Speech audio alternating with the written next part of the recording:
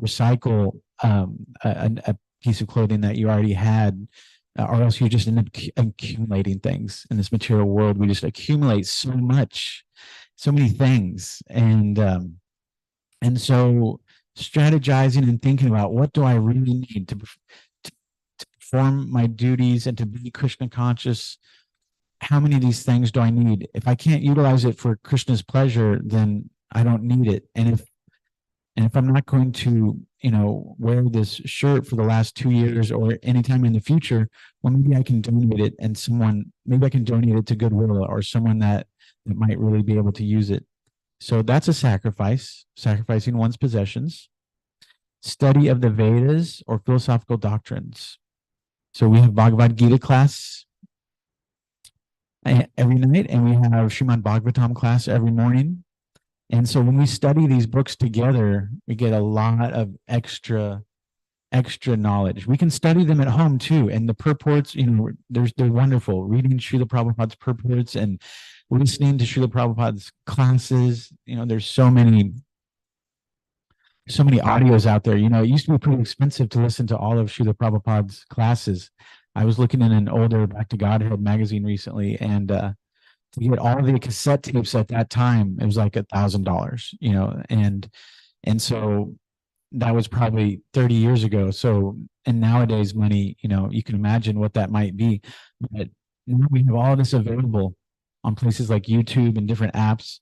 So 30 years ago, they would have loved to have had all this available at the touch of a finger on their phones and things like that. So let's take advantage of all these classes we have available.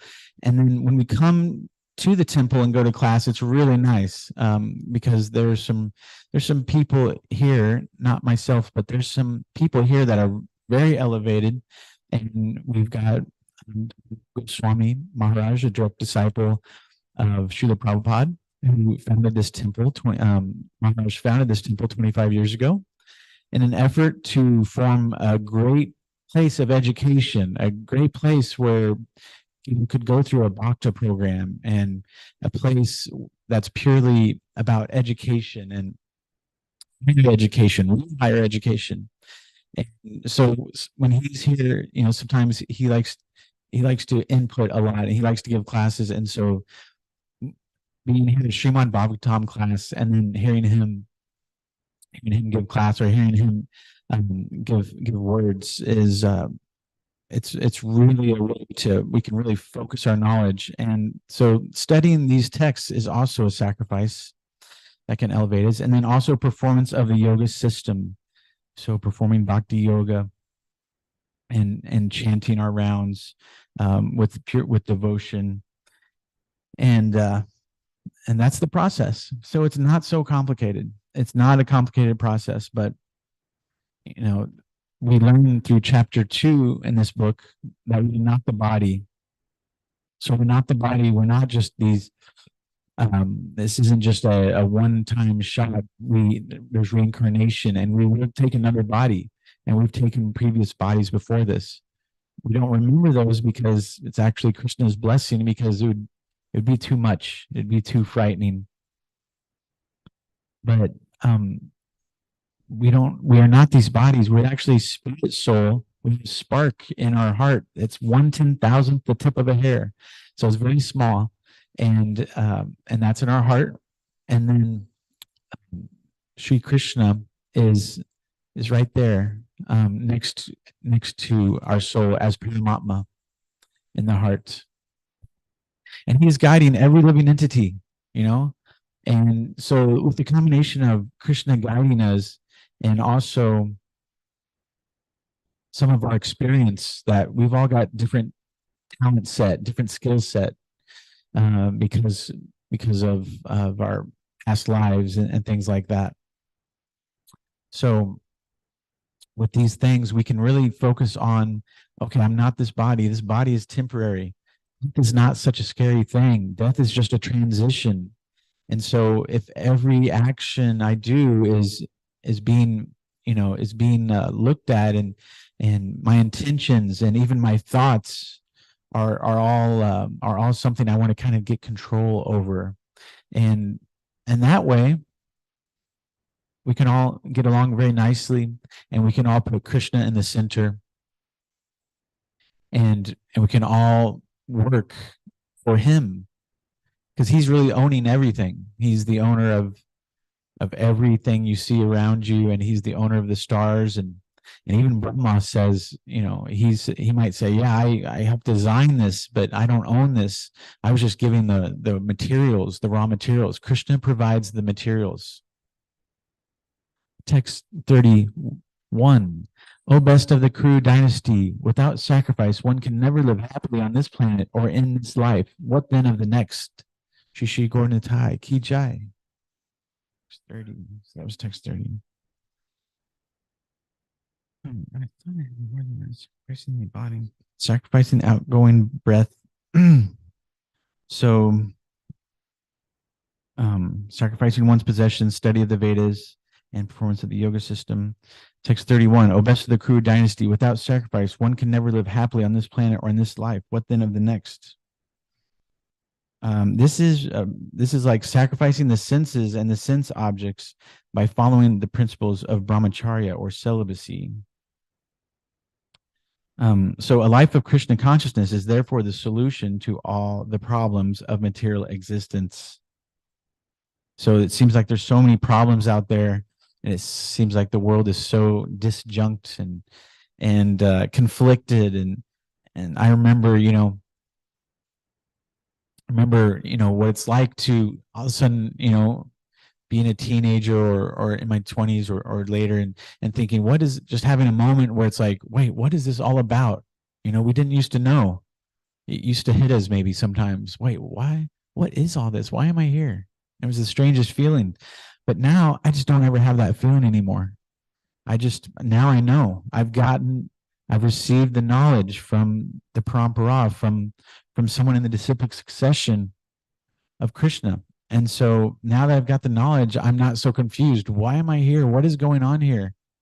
We're getting this knowledge. So we have a big leg up on most people. And so we have to share this knowledge, because if our friends and our families are being tormented, we want to help them. So we help those around us by giving this knowledge out as much as they can take. Oh, here's a book. Hey, can you sit down and talk for 30 minutes?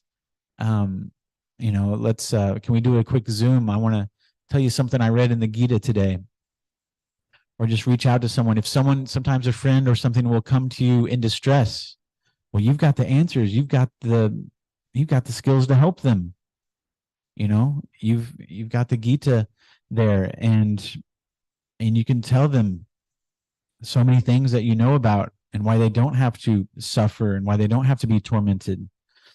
And purport: whatever form of material existence one is in, one is invariably ignorant of his real situation. In other words, existence in the material world is due to the multiple reactions to our sinful lives. Ignorance is the cause of sinful life, and sinful life is the cause of one's dragging on in material existence. So sin equals dragging on in material existence. So if we ever feel like we're dragging on and on in material existence, let's look at sins, and we've got these past sins. But if you're Krishna conscious, Krishna absolves these past sins, and of course you still have the reactions that are as of from this life. Still you're dealing with this karma, but a lot of your past karma gets forgiven. So that's part of the process. That's part of the cleansing and the purification process that the chanting gives. The Vedas, therefore, give us a chance for escape by pointing out the paths of religion, economic comfort, regulated sense gratification, and at last, the means to get out of the miserable condition entirely. The path of religion, or the different kinds of sacrifice recommended above, automatically solve our economic problems. By performance of yajna, we can have enough food, enough milk, etc., even if there is a so-called increase of population. When the body is fully supplied, naturally the next stage is to satisfy the senses. The Vedas prescribe, therefore, sacred marriage for regulated sense gratification. Thereby, one is gradually elevated to the platform of release from material bondage, and the highest perfection of liberated life is to associate with the Supreme Lord. Perfection is achieved by performance of yajna, sacrifice, as described above. Now, if a person is not inclined to perform yajna according to the Vedas, how can he expect a happy life? There are different grades of material comforts and different heavenly planets, and in all cases, there is immense happiness for persons engaged in different kinds of yajna. But the highest kind of happiness that a man can achieve is to be promoted to the spiritual planets by practice of Krishna consciousness. A life of Krishna consciousness is therefore the solution to all the problems of material existence. That's a powerful sentence. So we don't have to, there's 330 million demigods, right? And what does Krishna tell us by holding up Govardhan Hill? He said, no, Father, you don't have to worship Indra, rain god. You don't have to worship these demigods. Just worship the Supreme. This hill is providing us everything we need. So Krishna took the form of Govardhan Hill. So Krishna, we don't have to worship 330 million demigods. You know, if I want this, I worship this demigod. If I want this, I worship this other demigod. No, if we just worship the Supreme, then all the demigods are satisfied. So we just go straight to the source, straight to the source. Sacrificing the senses and the sense objects by following the principles of brahmacharya or celibacy. So to control the senses, we need to practice celibacy and brahmacharya. That means it's sexual connection is for married life only to produce children. And so sacrificing, and so most of the material world is going willy-nilly with sex life. It's considered the best thing in the world. It's considered the cream of the crop. There's nothing better, right? And people are spending so much time out there with so many different partners, and becomes so cheap, becomes such a cheap thing. But it's not so cheap. It's actually very sacred. And so so sacrificing that, going against the grain on that, is very powerful. In fact, Maharaj Dhanavir Goswami has a book called Brain Gain about the power of celibacy, because all of a sudden the brain tissue, when you practice celibacy, there's so many benefits, and so many great scientists and thinkers were practicing these things. And so the brain tissue becomes very fine, and one gets kind of control over the senses, which that's what we want. If we want control over anger and lust and greed, well, celibacy is a great place to start. And control over these things. Lust is the all-powerful enemy of the world. Lust in all of its forms. So, and also another way to increase these finer tissues of the brain is the you know, a lot of times we'll have lunch around 1:30, but then after Gita class, sometimes we'll have, like, you know, hot milk. So that's very nice for developing the finer brain tissues, especially on an empty stomach.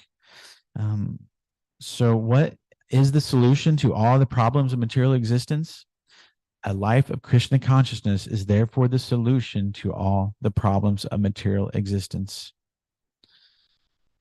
So just, you know, and it starts with a little bit. You can take little steps or you can take big steps, but just keep making steps towards Krishna, associating with Krishna's yoga maya, his internal energy, and keep going towards Krishna, not away from Krishna. Just always make steps towards Krishna every day.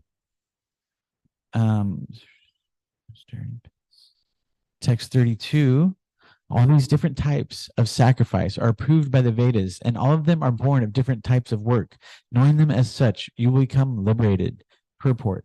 Different types of sacrifice, as discussed above, are mentioned in the Vedas to suit the different types of worker. So people are in different places. Krishna is giving solutions to every worker, to every person, you know, whether they're brahmachari or grihasta or vanaprastha or sannyas or sudra or vaishya. And so he's giving solutions to every person, no matter where they're at. That's the amazing thing. Only Krishna can do that. Only Krishna can really meet everyone where they're at and show them how to elevate. Because men are so deeply absorbed in the bodily concept, these sacrifices are so arranged that one can work either with the body, the mind, or the intelligence. But all of them are recommended for ultimately bringing about liberation from the body. This is confirmed by the Lord herewith from his own mouth. So trying to get out of the modes of nature, out of the control, trying to transcend the modes of nature, goodness, passion, and ignorance, and being controlled by these things. Sometimes we feel out of control. Someone does something and, oh, I'm out of control. Someone honks at you from behind and you automatically want to defend yourself. Hey, there was a car coming. How could I go? There was a car. And so we immediately defend. We want to defend ourselves, and part of us becomes angry. Anger and defense sometimes go hand in hand, and then all of a sudden conflict can happen so quick, you know. We pull over because we want to talk to that person, and then things could go really bad. So how quick can a little bit of anger have some really negative results? So control over anger and things like that, and control over, you know, when do I defend myself? Do I need to defend myself, or do I need to just try to understand the other person, where they're coming from? That might be a good question. And maybe we can validate how they're feeling by saying, yeah, you know, I understand that you're feeling that way. I would feel that way too. Actually try to understand the other person a little bit. Or if it's someone just honking at you from behind for no reason, then you just kind of try to let them go past, or just try to ignore them. Sometimes a little bit of conflict avoidance is a good thing. Text 33. Keeping on 32, sacrificing material possessions and activities by performing charity, austerity, and penance. So by performing some charity and austerities and penance, and then so Krishna says men are so deeply absorbed in the bodily concept. These sacrifices are so arranged that one can work either with the body, with the mind, or with the intelligence, but all of them are recommended for ultimately bringing about liberation from the body. Text 33. O chastiser of the enemy, the sacrifice of knowledge is greater than the sacrifice of material possessions. O son of Pritha, after all, the sacrifice of work culminates in transcendental knowledge. So when we when we work for Krishna, Krishna is giving us transcendental knowledge. So no matter what your work is, you can do it with Krishna in mind. Krishna, I'm doing this for you. I'm only doing this to give you the results. I want you to work through me, and I want to be a part of your plan. Can you show me how I can be a part of your plan with my work? And they're saying, and then the Gita is saying the sacrifice of knowledge is greater than sacrifice of material possessions. So when we sit down with a book, that's one of the greatest sacrifices we can make. Sit down with one of Srila Prabhupada's books. And if we try to grow our Krishna consciousness by reading these books and learning and then teaching it, that's a great sacrifice. And you get more and more out of it every time you read it. You know, the Srimad Bhagavatam, the Bhagavad Gita, you read them, and then just reading it the first time is great. But over and over again, you keep on adding, you fill in those gaps. The first time you read it, you missed a few things. And so you fill in those gaps. And then the next time you read it, even more gaps are filled, and you keep on elevating and climbing that way. And the Srimad Bhagavatam is full of beautiful stories that you can read over and over again, and understand so many great concepts within these great books. Purport: the purpose of all sacrifices is to arrive at the status of complete knowledge, then to gain release from material miseries, and ultimately to engage in loving transcendental service to the Supreme Lord, Krishna consciousness. Nonetheless, there's a mystery about all these different activities of sacrifice, and one should know this mystery. Sacrifices sometimes take different forms according to the particular faith of the performer. When one's faith reaches the stage of transcendental knowledge, the performer of sacrifices should be considered more advanced than those who simply sacrifice material possessions without such knowledge. For without attainment of knowledge, sacrifices remain on the material platform and bestow no spiritual benefit. Real knowledge culminates in Krishna consciousness, the highest stage of transcendental knowledge. Without the elevation of knowledge, sacrifices are simply material activities. When, however, they are elevated to the level of transcendental knowledge, all such activities enter onto the spiritual platform. Depending on differences in consciousness, sacrificial activities are sometimes called karma kanda, fruitive activities, and sometimes jnana kanda, knowledge in the pursuit of truth. It is better when the end is knowledge. So real knowledge culminates in Krishna consciousness, the highest stage of transcendental knowledge. This is the end of all, this is the end of the pursuit of all knowledge.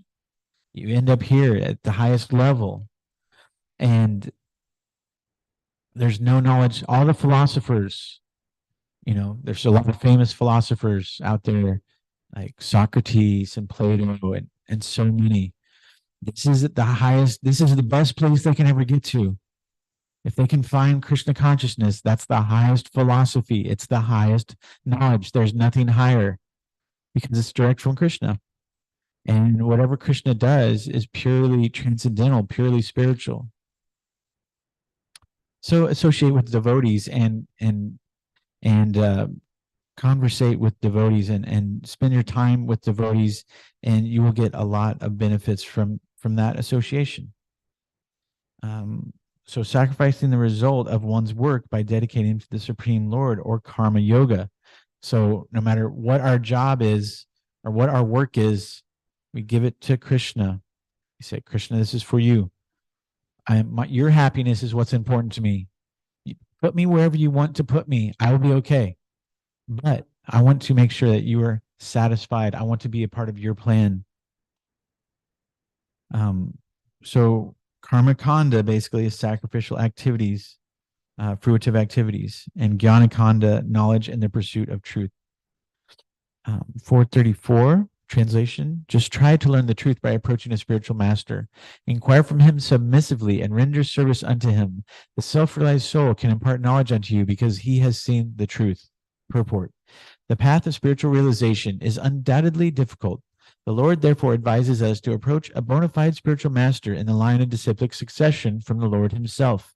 No one can be a bona fide spiritual master without following this principle of disciplic succession.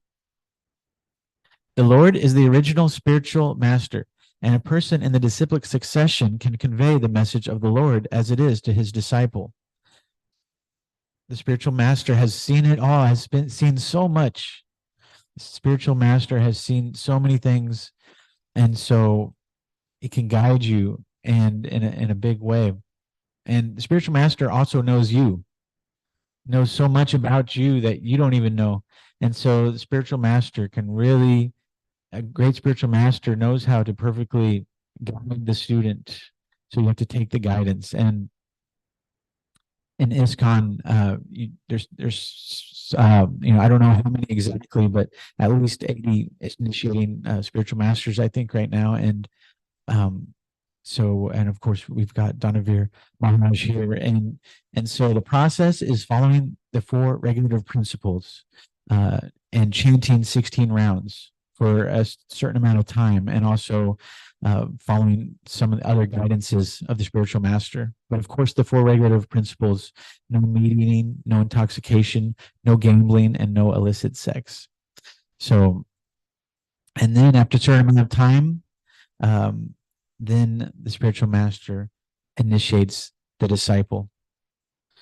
No one can be spiritually realized by manufacturing his own process, as is the fashion of the foolish pretenders.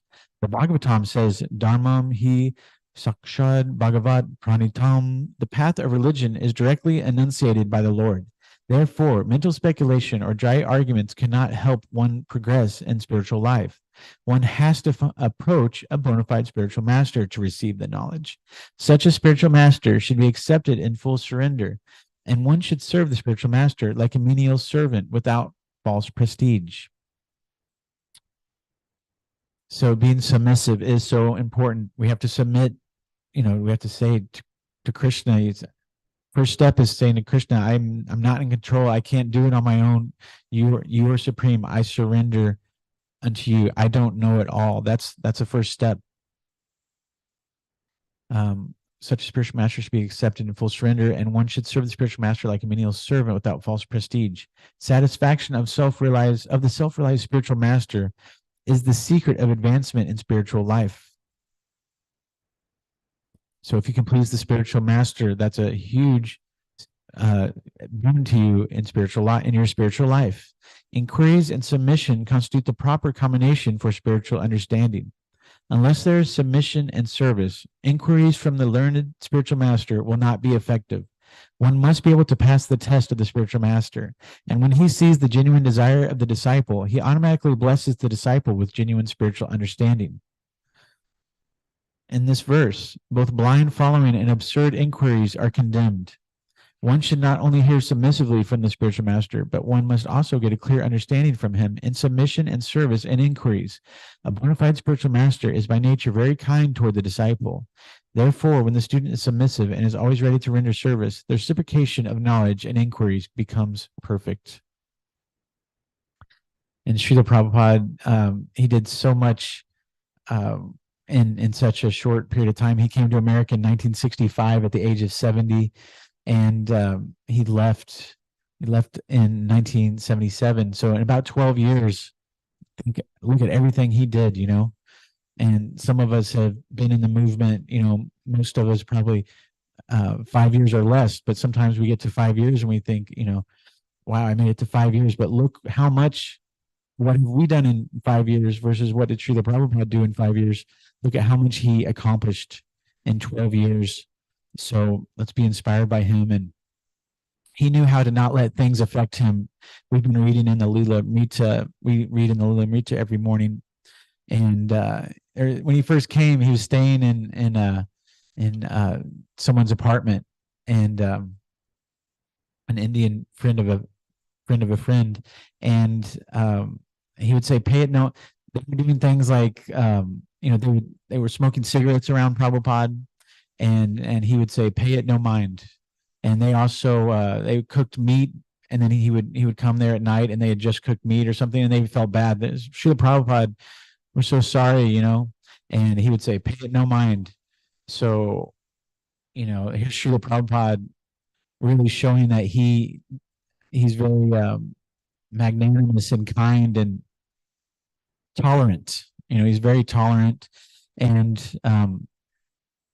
so he would say, "Pay it no mind." And I like that expression, "pay it no mind," because it seems like, like we have mind bucks, or it's like we have money. Our mind is kind of like money, and like we have a certain amount of mind bucks, and we're going to pay it, whatever we pay attention to, that's like we're spending our mind bucks.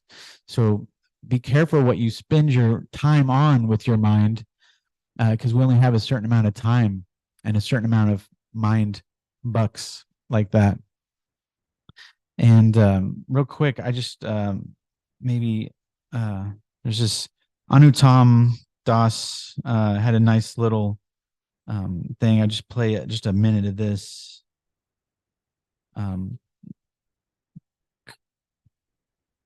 It's just kind of an inspirational thing from our leader of media, ISKCON. He was here just a few months ago. I serve as the Minister of Communications for ISKCON Society. I'm based in Washington, D.C., and I've been doing this service since about the early year 2000. I was originally the National Director of Communications in North America, and then I took on a global portfolio. ISKCON Communications, or communications in general, is very, very important for the ISKCON Society, because what we're doing is focusing on how to build positive, we say mutually beneficial relationships with groups of people, which first and foremost starts with devotees in our temples, our resident devotees, our congregational devotees, but also understanding those groups or individuals of people, for instance, the media, the government, scholars, our neighbors, parents, religious leaders, Who are those people that we want to build understanding with, cooperation with, for the purpose of helping to advance the mission of the Christian Consciousness Society and the values that Prabhupada brought into the world. So we do that by finding mutual areas of cooperation and building upon those in a beneficial way that helps ISKCON achieve our mission. Hare Krishna. So I just thought that was a little inspirational, inspiration from him. I hope you liked it. Srimad Bhagavad Gita as it is, Ki Jai. Srila Prabhupada Ki Jai.